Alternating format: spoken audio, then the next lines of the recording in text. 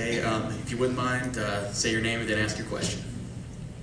My name is Betty Jo Eisen, and I would like to know if you are willing to support a bill that would give the right for you to have a raise to someone other than yourself.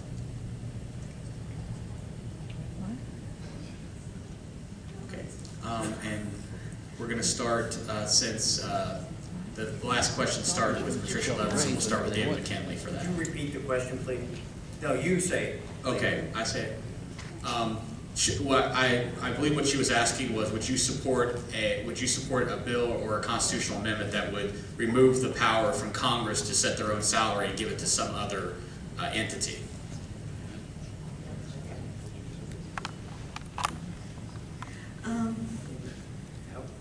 All right, how about David McKinley start since Patricia started last?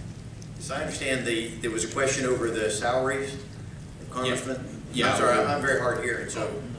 That's all right. I believe, and you can correct me if I'm wrong, she was trying to ask whether you would support shifting the power of setting congressional salaries to somebody other than Congress. When I was in the West Virginia legislature, I supported the effort that ultimately was enacted into the United States Constitution. And I sponsored legislation that says that any of the legislators have to stand for election before they can receive a salary increase. That way they're prevented from being able to enrich themselves. The public at large that has the opportunity of throwing them out of office if they have voted for a salary increase. We see that happen numbers of times in the West Virginia legislature where people have voted themselves a salary hike and then they've been thrown out of office, and rightly so. It should be a public service. It's not expected to be a high-paying position, much like in New Hampshire where it's $500 a year. So I would continue to support the Constitution that prevents people from voting themselves a salary hike.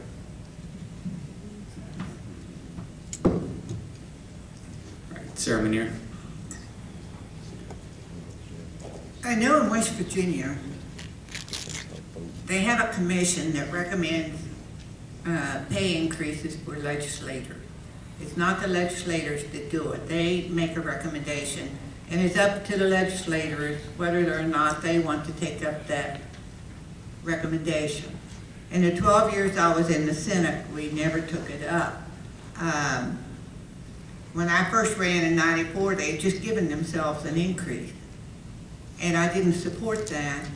And I made a promise to the people in the 7 counties I represented that I'd give that pay raise back to the people. And I did. The first year, I gave it to emergency services. I proportioned it out in my 7 counties. And then all the subsequent years, I would go to the county fairs and go to the livestock sale, and I would buy the Grand Champion or an animal hog, a beef, or a lamb, and I would donate it back to whatever organization was having the sale, be it 4-H, FFA, or the Junior Livestock Auction.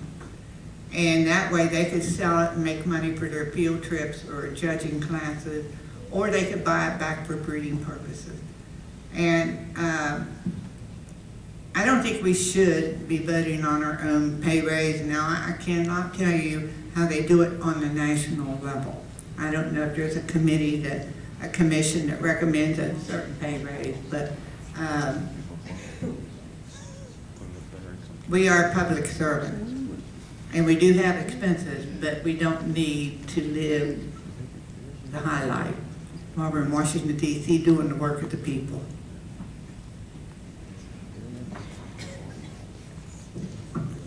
I also agree that that's probably one of the very minor but significant, in some ways, mistakes that was left in the original Constitution. However, consider the fact that at the time the Constitution was written, legislators were honorable people and not, what we have now. So because of that, if in the absence of a voting public that oftentimes puts the same people back in office over and over again. We need some protections that we didn't need back then. So I would support, whether it be by legislative action from Congress to create such a commission, but I do not think that Congress should be allowed to vote on their own pay raise, even if it's a commission recommendation. I think it should be autonomous and a decision made totally separate from the elected official. Well, as you know, all bills pertaining to revenues does begin with the House of Representatives. It's the people's house. So, and I think your question was, would we support an amendment to change that? I don't think that this rises to the point of being a constitutional amendment. I think that there are other ways to handle these. I think when you put in things such as term limits, when you have the government responding to the people as opposed to the other way around, you can address this in fashions other than making a constitutional amendment. I just think the process of going through that is too great. We have too many other very important issues than that. I'm not running for this position because of a particular pay. I don't even know what the pay of a congressman is right at the moment. I'm sure between now $179,000. That's more than enough compensation. I don't think you need any more pay raises. And I think some other folks up here would agree. So if you have a better solution, I'm all ears. I mean, if there's another way of going about this, and if we have to go through a constitutional amendment, fine. I just don't think we're at that point yet of having it be that important. Okay, Cindy Hall. I agree that Congress really shouldn't be voting themselves high rates. I'm not sure what the solution is, though. The people in each state vote. I don't know, but it just doesn't sound right, particularly with the Congress we have now. And it seems to me that they voted in another $1 million just to cover their expenses. I could be wrong on that, but that's just way out of the question. And Patricia Levinson.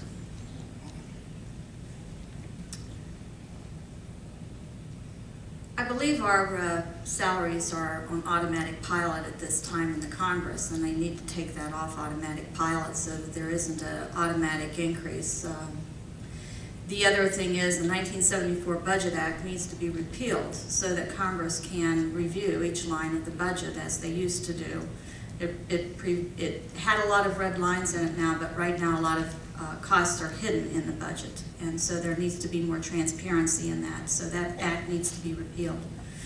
The average wage in the public sector compared to the private sector is way out of kilter. The government wages average about $75,000 compared to $45,000 in the private sector, and that balance needs to come back in, and that can be reflected in leadership. We need to get all of those balances so that there's more balance between public and private.